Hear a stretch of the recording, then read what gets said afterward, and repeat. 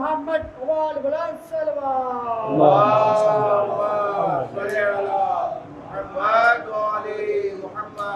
अंबिया को पता था कि नहीं पता था? बिल्कुल पता था। कितने नबी तो जब करबला से गुजरे हैं तो उनको चोटें पहुंची हैं, उनको नुकसान पहुंचा है, और कितने नबियों ने तो पूछ लिया खुदाया मल आशूरा, आशूरा क्या है? तो इमाम हुसैन अलैहिस्सलाम से पहले भी इमाम का तस्करा था, करबला का तस्करा था। अब आइए, इमाम हुसैन अलैहिस्सलाम बतन मादर में है। बीबी ज़हरा फरमाती हैं कि मेरे बतन में जो बच्चा है उसकी आवाज़ आ रही है, या उम्मा हो अना वलद उकल अतशान, ए मादर गिरामी मैं आपका प्यासा बेटा हूँ। या उम्मा हो अना वलद उकल उरियान, ए मादर गिरामी मैं आपका उरियान बेटा हूँ, रहना बेटा हूँ। तो वह हुसैन कि जिसको बतने मादर में पता है कि मेरे साथ क्या होने वाला है, क्या उसे 57 बरस की उम्र में नहीं पता होगा कि इनकार बैत का नतीजा क्या होगा? अच्छा, एक हदीस है पैगंबर अकरम की, इन्नल हुसैन मिसबाहुल हुदा व सफीनतुन नजात, बेशक हुसैन हिदायत का चिराग है और नजात की कश्ती है। इमाम हुसैन अलैहिस्सलाम की विलादत बासादत हुई। छोटे से इमाम हुसैन अलैहिस्सलाम कपड़े में लिपटे हुए पैगंबर अकरम के कनीज़ उम्मे ऐमन के हाथों पर हैं। नागा एक यहूदी गिरोह का वहाँ से गुज़र हुआ, जो उस गिरोह का सरदार था। उसकी नज़र जब मौला हुसैन के चेहरे पर पड़ी है तो वो गया उम्मे ऐमन के पास, करीब गया, और जाने के बाद कहता है कि ये नूरानी बच्चा है किसका? ये बच्चा है कौन कि जिसके चेहरे से इतना नूर टपक रहा है? कहा ये ज़हरा का लाडला, अली का लख्ते जिगर है, रसूल का नवासा है, हुसैन इब्ने अली। कि अगर तुम्हारी इजाज़त हो तो क्या मैं हुसैन का बोसा दे सकता हूँ? क्या मैं हुसैन को चूम सकता हूँ? उम्मे ऐमन ने मना कर दिया, नहीं, तुम हुसैन को बोसा नहीं दे सकते। कहा क्यों? कहा इसलिए कि हुसैन है तैयब व ताहिर, और कोई नजिस चीज़ हुसैन तक नहीं पहुँच सकती। कहा अच्छा, अगर मैं कलमा पढ़ लूँ, इस्लाम को कबूल कर लूँ, तो फिर तुम इसके करीब आ सकते हो। उसने कलमा पढ़ा। कलमा पढ़ने के बाद हाथों को बुलंद करके कहता है, खुदाया गवाह रहना, मैंने हुसैन के हाथों पर इस्लाम को कबूल किया है। मैंने हुसैन के हाथों पर इस्लाम को कबूल किया है। अब समझ में आई पैगंबर की वह हदीस, इन्नल हुसैना मिसबाहुल हुदा। कुछ लोग ऐसे हैं कि जिनसे तख्त पर बैठकर भी कुछ नहीं होता, और हुसैन की शख्सियत वो है कि जिसका चेहरा देख करके लोग इस्लाम को कबूल कर लिया करते हैं। एक सलावत कीजिए मोहम्मद वाले मोहम्मद।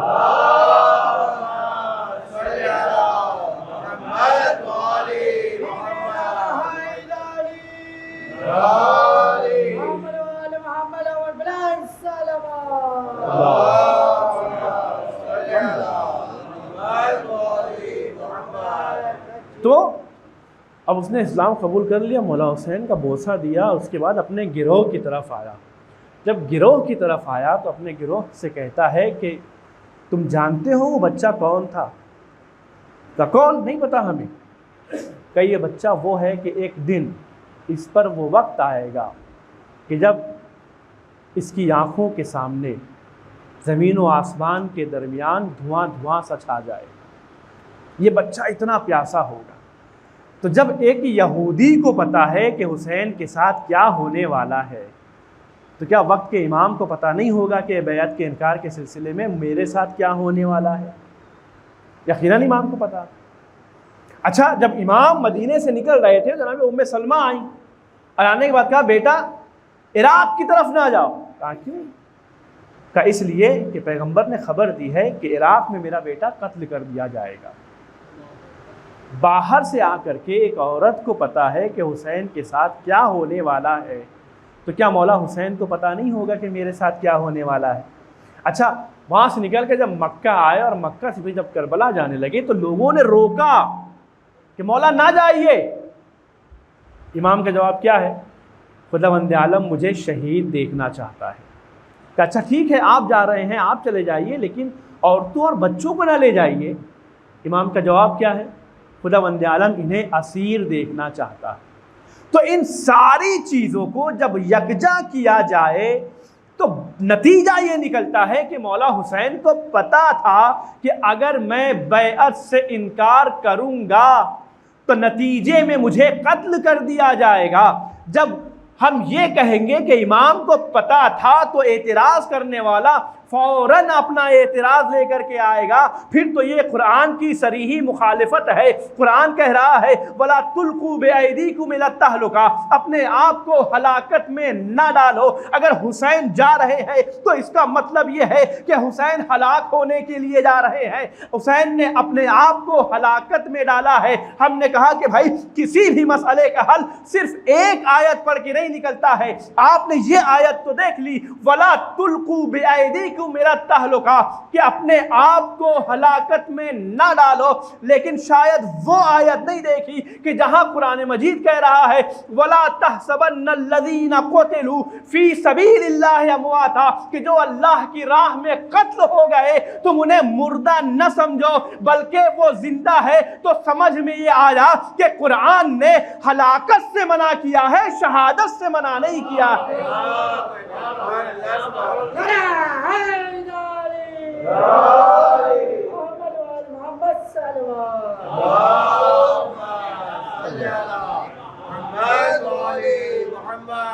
तो कुरान मजीद हलाकत से मना कर रहा है, लेकिन शहादत से कुरान ने मना नहीं किया है। तो चलिए हम अपने पिछले सवाल की तरफ चलते हैं। इतना या हुसैन क्यों?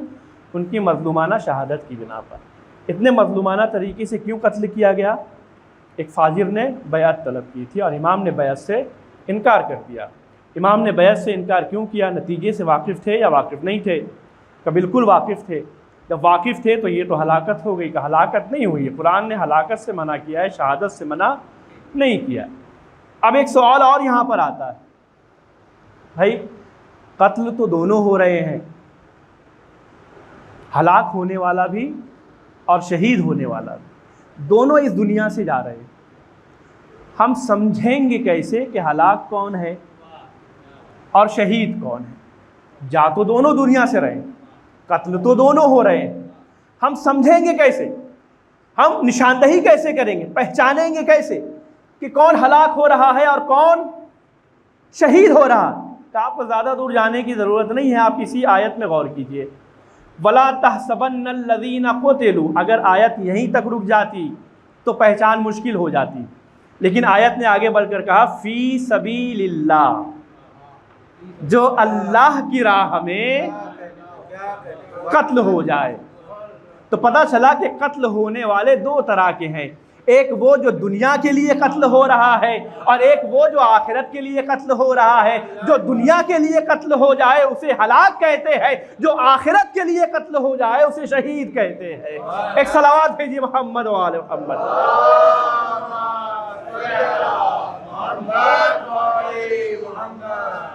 तो पहचान मुश्किल नहीं है। आप ये देखिए कि कौन किसके लिए कत्ल हो रहा है। अगर दुनिया के लिए कत्ल हो रहा है तो हलाक है, अगर दीन के लिए कत्ल हो रहा है, अल्लाह की राह में कत्ल हो रहा है, तो शहीद है। अब एक सवाल फिर यहाँ पर आता है कि ठीक इमाम हुसैन अलैहिस्सलाम ने जो कुर्बानी करबला में पेश की है, हम कैसे माने कि ये शहादत है?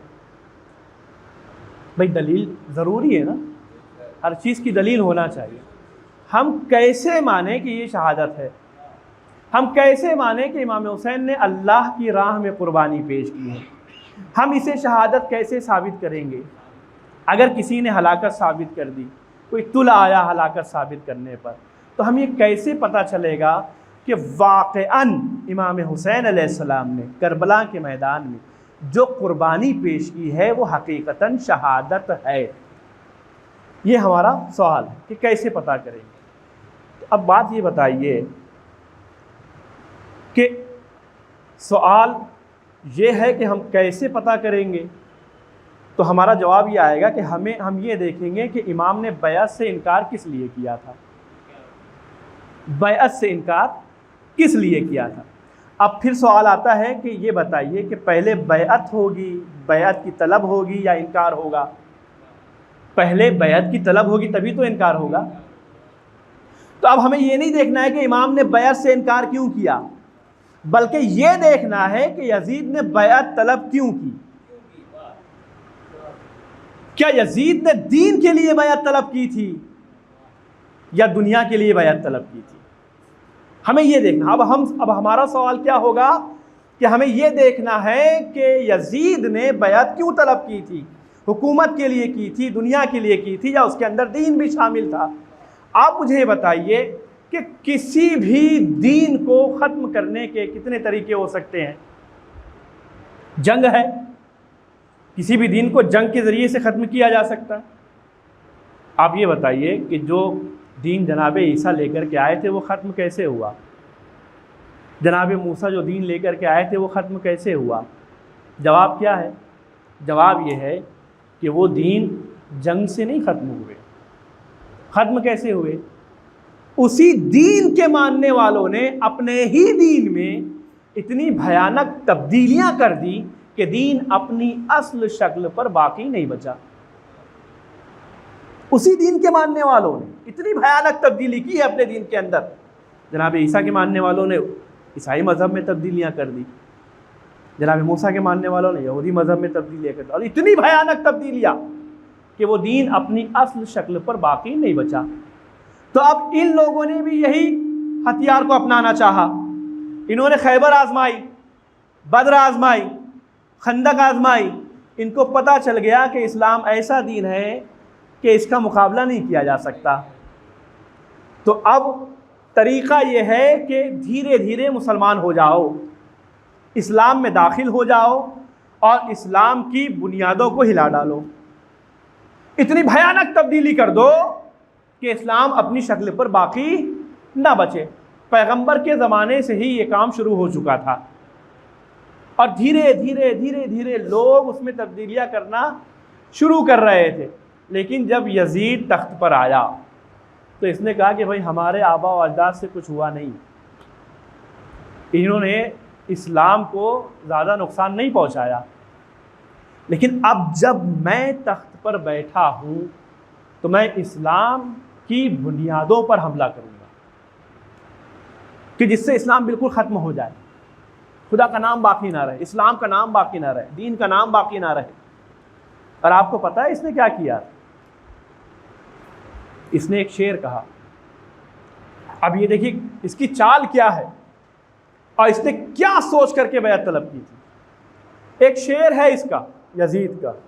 कभी कभी ऐसा होता है कि अगर किसी को बदनाम करना हो, जैसे किसी आलिम को बदनाम करना है, तो उसकी मजालिस की वीडियो में से कोई एक छोटी सी क्लिप निकाल करके वायरल कर दिया जाता है। जब तक सियाक़ो सबाक़ नहीं देखेंगे तब तक उसकी तकरीर का मफ़हूम वाज़ेह नहीं होगा। और जब तक आप वो छोटी सी 2 सेकंड की, 10 सेकंड की, 15 सेकंड की वीडियो देखेंगे तो देखने के बाद आपको वही लगेगा जो बदनाम करने वाला चाहता है। हाँ, आधी वीडियो इधर से उठा ली, आधी वीडियो इधर से उठा ली, दोनों को एक करके वायरल कर दिया। सियाक़ो सबाक़ जब इंसान देखता है तो उसको समझ में आता है कि नहीं, इनको बदनाम करने की कोशिश की गई है, ये फेक वीडियो बनाई गई है, हकीकी वीडियो नहीं है। यजीद ने भी यही किया। कुरान मजीद में शराब और जुए के मुतालिक आयत है, यसअलूनका अनिल खम्र वल मैसर। ऐ मेरे हबीब, ये तुमसे सवाल करेंगे शराब के बारे में, जुए के बारे में। कुल फ़ीहिमा इस्मुन कबीर। ऐ मेरे हबीब, इनसे कह दो कि इसके अंदर बहुत बड़ा गुनाह है। खुदावंद आलम ने क्या कहा? सिर्फ इतना कहा कि इनसे कह दो कि इनके अंदर, दोनों के अंदर बहुत बड़ा गुनाह है। एक आयत ये हो गई। दूसरी आयत क्या है? फ़वैलुल लिल मुसल्लीन, जहन्नम है नमाजियों के लिए। अगर आप इतनी आयत किसी को सुनाएंगे तो कोई भी नमाज पढ़ने के लिए मस्जिद में दिखाई नहीं देगा। जहन्नम है नमाजियों के लिए, जब तक आप आगे का फिक्रा नहीं पढ़ेंगे। अल्लज़ीना हुम अन सलातिहिम साहुन, उन नमाजियों के लिए कि जो अपनी नमाज से गफलत बरतते, हर नमाजी के लिए नहीं। खुदा ने क्या कहा? जहन्नम है उस नमाजी के लिए कि जो अपनी नमाज से गफलत बरतते हैं। अब यजीद ने इन दोनों आयतों को थोड़ा सा टुकड़ा इधर से लिया, थोड़ा सा इधर लिया, और इसने एक शेर कहा। यजीद का शेर क्या है? मा काला रब्बुका, तुम्हारे रब ने नहीं कहा। ये जो इसने लफ्ज इस्तेमाल किया है रब्बुका, तुम्हारे रब ने, गोया ये साबित करना चाहता है कि अल्लाह को अपना रब नहीं मानता, वरना ये ना कहता कि मा काला रब्बुका, तुम्हारे रब ने नहीं कहा। क्या शेर है? मा काला रब्बुका वैलुल लिल्लज़ी शरिब, तुम्हारे रब ने नहीं कहा कि जहन्नम है उस इंसान के लिए कि जो शराब पीता है। बल काला वैलुल लिल मुसल्लीन, बल्कि तुम्हारे रब ने यह कहा है कि जहन्नम है जो नमाज पढ़ता है। तो इसका मतलब क्या है कि भाई शराब पीने में कोई हरज नहीं है, उतना बड़ा गुनाह नहीं है, जहन्नम में नहीं जाओगे। शराब पियो, शराब पीने में कोई हरज नहीं है, नमाज मत पढ़ो। क्यों? क्योंकि खुदा कह रहा है कि वैलुन लिल मुसल्लीन, जहन्नम है नमाजियों के लिए। अब आप ये बताइए कि अगर कोई सादा लोग मुसलमान उसके इस शेर को पढ़ेगा तो क्या समझेगा कि भाई बात तो सही कह रहा है। अगर उसे कुरान से वाकफियत नहीं होगी तो, अगर कुरान से वाकफियत नहीं होगी, आयतों को सही से ना समझा होगा, तो वो तो इस बात पर अमल कर लेगा। अच्छा, सिर्फ इतना ही नहीं, इंसान जब गिलास के अंदर शराब को डालता है तो उसके अंदर से बुलबुले उठते हैं। ये बदबख्त मलऊन कहता है शराब को गिलास में डालने के बाद कि इसके अंदर से जो बुलबुले उठ रहे हैं ये बुलबुले नहीं हैं, बल्कि ऐसा लगता है कि हाजी हैं और नौज़बिल्लाह खाना काबा का तवाफ़ कर रहे हैं। देखिए किन किन चीज़ों के ऊपर हमला कर रहा है। इस्लाम में दाखिल है ना। अच्छा, शराब जितनी पुरानी होती है उतनी तल्ख हो जाती है। उस शराब को अजूज़ कहते हैं। अजूज़ यानी बूढ़ा, ज़ईफ़, बूढ़ा। अजूज़ को अपने हाथों में लेकर के कहता है कि ये अजूज़ नहीं है, बल्कि मैंने इसे हूरों के बदले में ख़रीदा है। तो अब पता ये चला कि यजीद के नज़दीक शराब पीने में कोई हरज नहीं है। खबरदार, नमाज के करीब मत जाना। अगर नमाज के करीब जाओगे तो जहन्नम में चले जाओगे, शराब पियोगे तो जहन्नम में नहीं जाओगे। तो अब यहीं पे रुक कर एक सवाल करना चाहता हूं कि ये बताइए कि हुसैनी और यजीदी में फ़र्क क्या है? हुसैनी और यजीदी की पहचान क्या है? तो हुसैनी और यजीदी की पहचान ये है कि अगर कोई शराब खाने में नज़र आ जाए तो समझना यजीदी है, कोई मस्जिद में नज़र आ जाए तो समझना हुसैनी है। एक सलावत भेजिए मोहम्मद वाले मोहम्मद।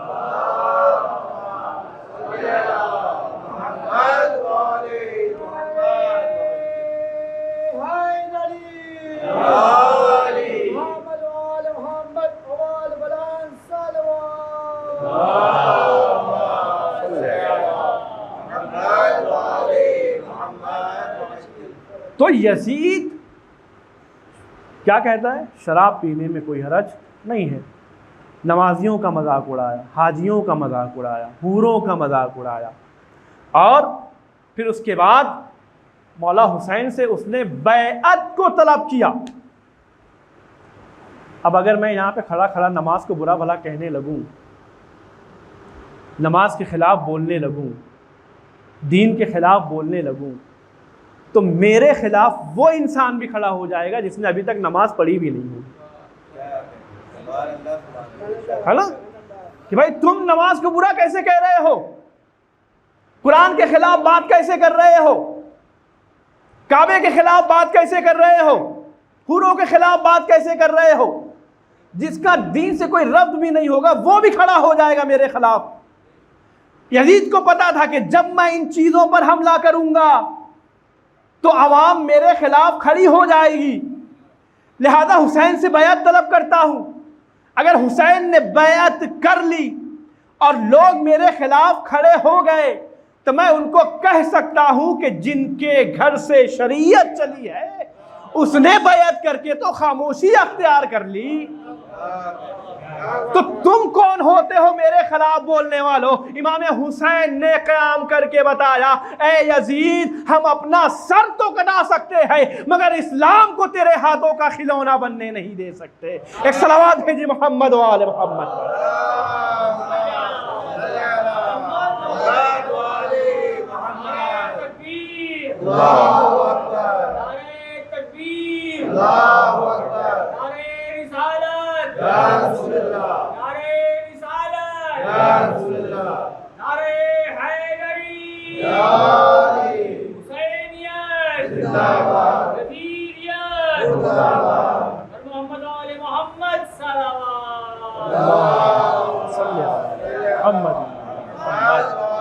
तो हमारा सवाल क्या था कि करबला में इमाम हुसैन ने जो कुर्बानी पेश की है हम वो कैसे साबित करेंगे कि ये शहादत है? तो हमको देखना ये है कि यजीद ने बैअत क्यों तलब की थी। अब समझ में आया कि यजीद ने बैअत दीन के लिए नहीं बल्कि हुकूमत के लिए की थी, दुनिया के लिए की थी, दीन को मिटाने के लिए की थी, दीन को बर्बाद करने के लिए की थी। और जब इमाम हुसैन ने अपनी कुर्बानी पेश की है तो इसका मतलब ये है कि दुनिया के लिए पेश नहीं की है बल्कि दीन के लिए पेश की है, अल्लाह की राह में पेश की है। और जब अल्लाह की राह में कुर्बानी पेश की है तो अल्लाह की राह में कुर्बान होने वाला ही शहीद होता है, उसे हलाक नहीं कहते, वो ही शहीद होता है। तो ये इमाम हुसैन अलैहिस्सलाम का करम है कि उनकी वजह से उनके नाम पर कुर्बानी उन्होंने दी, शहीद वो हुए और उनके नाम पर लोगों को आज दीन बताया जा रहा है, लोगों को शरीयत बताई जा रही है, लोगों को बुलाया जा रहा है, लोगों को इकट्ठा किया जा रहा है। ये कुर्बानी इमाम हुसैन अलैहिस्सलाम का ही समरा है। और वाक़अन अगर इमाम हुसैन ने क़याम न किया होता तो अभी जो थोड़ा सा मैंने यजीद की कारस्तानी आपको बताई है, आप इसी से अंदाज़ा लगाइए कि दुनिया का अंजाम क्या होता, दीन का अंजाम क्या होता। दीन मिट गया होता, दीन ख़त्म हो गया होता अगर इमाम हुसैन ने अपनी कुर्बानी से दीन को बचाया ना होता। हम और आप आज यहाँ मस्जिदों में नज़र ना आते, हम और आप का ज़मीर मुर्दा हो चुका होता। लेकिन ये सब कुर्बानी इमाम हुसैन अलैहिस्सलाम का नतीजा है कि आज लोगों के दिलों में अल्लाह मौजूद है, पैगंबर मौजूद है। आज हुसैन की बिना पर कुरान मजीद मौजूद है। आज हुसैन की बिना पर ये मस्जिदों से उठती हुई अज़ान की आवाज़ें मौजूद हैं। हमें परवरदिगार आलम का शुक्र अदा करना चाहिए कि खुदावंद आलम ने हुसैन जैसा रहनुमा अता कर दिया, परवरदिगार आलम ने हुसैन जैसा हादी हमको दे दिया, परवरदिगार आलम ने हुसैन जैसा रहबर दे दिया कि जो दुनिया के लिए हिदायत का चिराग है, जो दुनिया के लिए नजात की कश्ती है। यही हिदायत का चिराग, यही नजात की कश्ती करबला में वारिद हो चुकी है। आज 3 मुहर्रम है, इमाम हुसैन का काफ़िला पहुँच चुका, वारिद करबला हो चुका। दुश्मनों की अफवाज जोक दर जोक करबला में वारिद हो रही। बीबी ज़ैनब ने मौला हुसैन से कहा, ए भैया आप भी अपने किसी चाहने वाले को मदद के लिए बुलाएं। मौला हुसैन कहते हैं, ए बहन ज़ैनब, इस आलम गुरबत में हमारी मदद कौन करेगा? लेकिन बहन ज़ैनब तुम इसरार कर रही हो तो मैं अपने बचपन के दोस्त हबीब को ख़त लिखता हूँ। मौला हुसैन ने ख़त लिखा, ए हबीब, हम करबला में वारिद हो चुके हैं, नरग़े आदा में घिर चुके हैं, हमारे साथ हमारे अहल खाना, औरतें और बच्चे भी मौजूद हैं। अगर हमारी मदद करना चाहते हो तो असर आशूर से पहले करबला पहुँच जाओ, वरना रोज़े क़यामत मुलाकात होगी। ये ख़त का मज़मून इमाम हुसैन ने बीबी ज़ैनब को पढ़ के सुनाया। बीबी ज़ैनब ने कहा, भैया एक सत्र का इजाफ़ा मेरी तरफ़ से भी कर दे।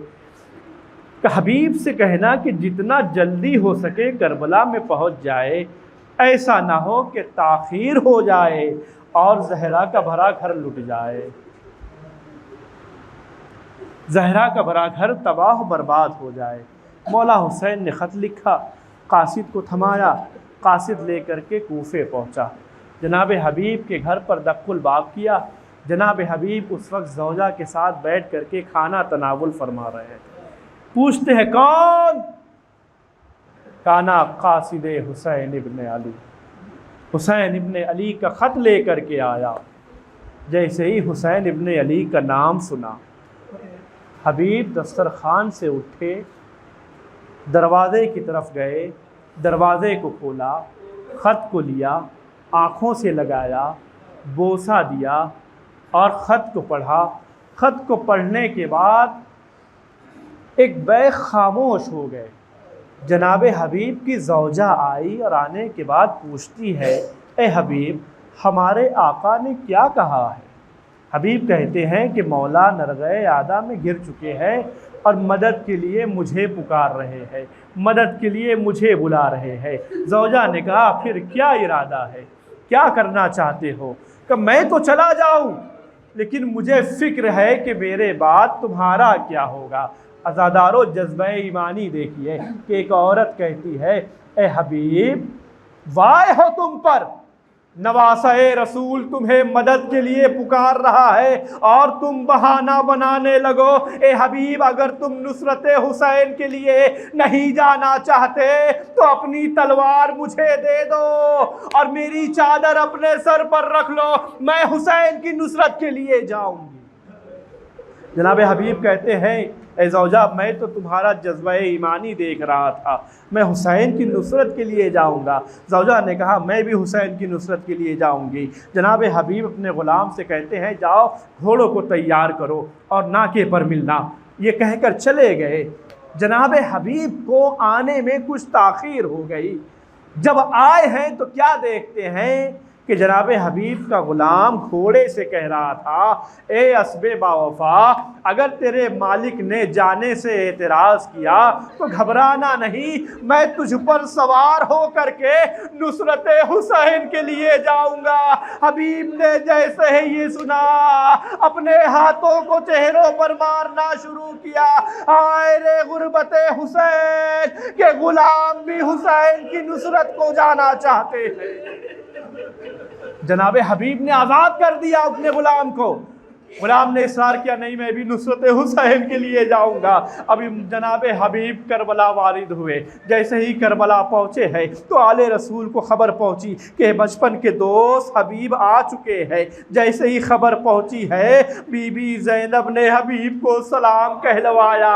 अब जैसे ही बीबी ज़ैनब ने सलाम कहलवाया, हबीब ने चेहरे पर हाथ मार करके कहा, वाह रे गुरबत, अरे कहाँ अली की बेटी और कहा ये गुलाम, इस गुलाम को सलाम कहलवा रही है। हाँ दादारान इमाम मज़लूम इमाम हुसैन ने जनाब हबीब को मैसरा का अलमदार मुकर्रर किया था और इस जिम्मेदारी को कितने बखूबी तरीके से जनाब हबीब ने निभाया है। उसके बाद जंग की इजाज़त मांगी है, जंग करने के लिए मैदान क़िताल में गए हैं। बावजूद ये कि ज़ईफ़ थे, बूढ़े थे, मगर उसके बावजूद भी कई लाइनों को फिन्नार किया है, मगर ज़ईफ़ हो चुके थे, भूखे थे, प्यासे थे, कहाँ तक लड़ते। एक वक्त वो भी आया कि घोड़े से गिरते हुए आवाज़ दी, या मौला हो अदरिकनी, ए मेरे आका मेरी मदद के लिए आए। इन आवाज़ों का मौला हुसैन के कानों में जाना था कि अब्बास को लिया, अली अकबर को लिया, लाशे हबीब पर आए। कहाँ पर आए? वहाँ पर बैठ गए, हबीब का सर अपनी आगोश पर रखा और रखने के बाद एक जुमला कहा, ए हबीब, ए फ़कीह, ए हबीब, अरे इस आलम गुर्बत में तुम भी हमें तन्हा छोड़ करके जा रहे हो। नागा हबीब ने अपना सर उठाया, चेहरे पर बशाशत के आसार नजर आए। मौला ने पूछा, ए हबीब क्या हो गया, तुम इतने बशाश क्यों नजर आ रहे हो? हबीब ने कहा, ए हुसैन इब्ने अली, ए मेरे आका, मैं आपके जद्दे नामुदार रसूल अल्लाह को देख रहा हूँ। वो फरमा रहे हैं, ए हबीब जल्दी आ जाओ, हूराने जन्नत तुम्हारे इंतजार में है। इतना कहना था, हबीब की रूह कफ़स उनसरी पर परवाज कर गई। हबीब ने हुसैन पर अपनी जान को कुर्बान। अला लानतुल्लाहि अलल कौमिज़ ज़ालिमीन व सयअलमुल लज़ीना ज़लमू अय्युम मुन्क़लिबिन यन्क़लिबून। परवरदिगार बिहक़्क़ि मुहम्मद व आले मुहम्मद, अपनी आखिरी हुज्जत हज़रत हुज्जत के ज़हूर में ताजील फरमा, मक़ामात मुक़द्दसात की हिफाजत फरमा। जहाँ जहाँ भी शियान हैदर कर्रार हैं उनकी जान माल और इज़्ज़त व आबरू की हिफाजत फरमा। जो परेशान हाल हैं उनकी परेशानियों को दूर फरमा। जो कर्ज़दार हैं उनके कर्ज़ को गैब से अदा फरमा। जो बेरोज़गार हैं उनको रोज़गार अता फरमा। जो साहिब रोज़गार हैं उनकी रोज़ी में बरकत अता फरमा। जो हज व ज़ियारत के मुश्ताक़ हैं उन्हें हज व ज़ियारत से मुशर्रफ़ फरमा। हमारे इस क़लील इबादत को कबूल फरमा। हमें खुलूस नीयत से अज़ादारी करने की तौफ़ीक़ अता फरमा। हम सबको इत्तेहाद व इत्तिफ़ाक़ से रहने की तौफ़ीक़ अता फरमा। वक्त इमाम के ज़हूर में ताजील फरमा और हमको उनके मुख़लिस ग़ुलामों में शुमार फरमा। रब्बना तक़ब्बल मिन्ना इन्नका अंतस समीउल अलीम। मातम हुसैन।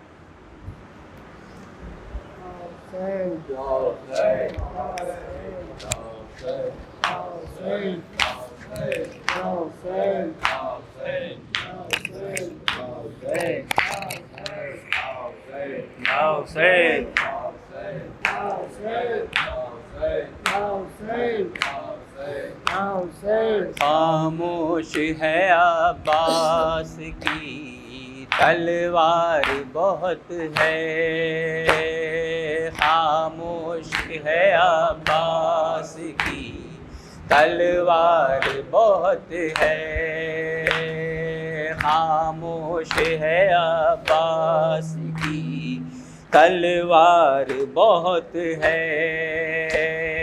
खामोश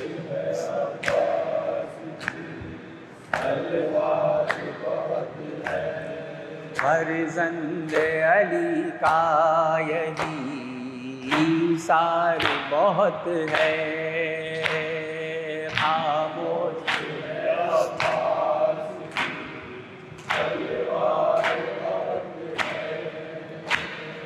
खामोश है अब्बास की बहुत है, चुल्लू में लिया फेंक दिया मौजों पे पानी,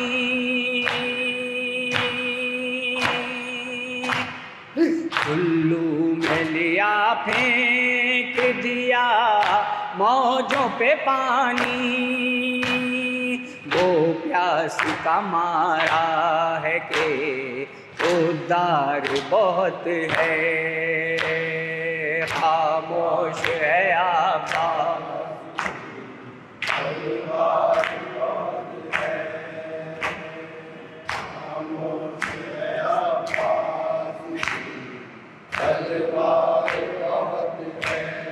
चुल्लू में लिया फेंक दिया मौजों पे पानी,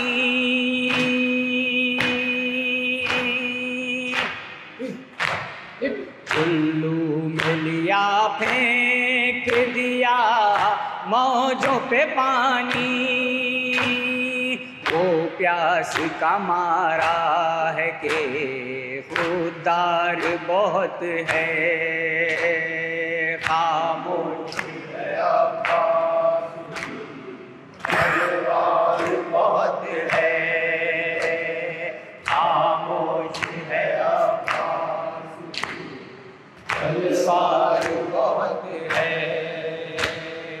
अफसोस के लड़ने की इजाज़त नहीं वरना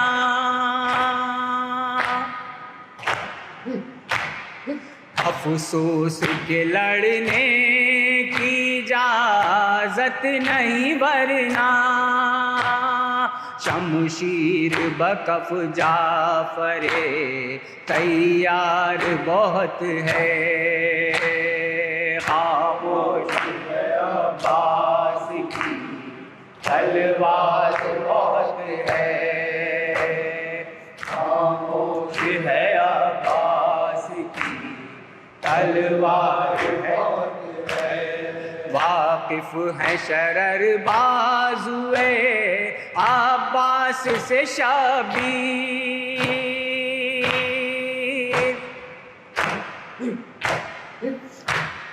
वाकिफ है शरर बाजुए अब्बास से शबीर। लड़ने को तो बस अहमदे मुख्तार बहुत है। खामोश है अब्बास की तलवार बहुत है। खामोश है अब्बास की तलवार बहुत है। अरे अरे अले अले अले अले अले अले अले अले अले अले अले अले अले अले अले बर मोहम्मद वाले मोहम्मद सल्लल्लाहु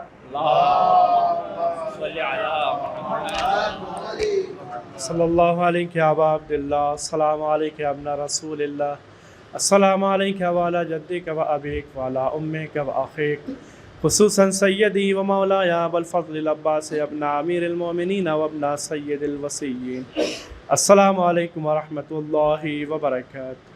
सल्लल्लाहु अलैहि या गरीबल गुरबा अस्सलामु अलैका या मुइनद दुअफा वल फुक़रा अस्सलामु अलैका या शम्सुश शुमूस अस्सलामु अलैका या अनिसन नुफूस अय्युहल मदफून बिअर्दि तूस अल इब्न मुसर्रिदा रूही व जिस्मी लकल फ़िदा अस्सलामु अलैकुम व रहमतुल्लाहि व बरकातुहू। सल्लल्लाहु अलैहि या मौलाना या साहिबज़ ज़मान अलमान अलमान अलमान मिन फ़ितनतिज़ ज़मान व मिन शर्रिश शैतान। अस्सलामु अलैका या इमाम ज़मानना हाज़ा अज्जलल्लाहु तआला फ़रजक व सअलल्लाहु तआला मख़रजक व ज़ुहूरक व जअलना मिन आवानिका व अंसारिक। अस्सलामु अलैकुम व रहमतुल्लाहि व बरकातुहू।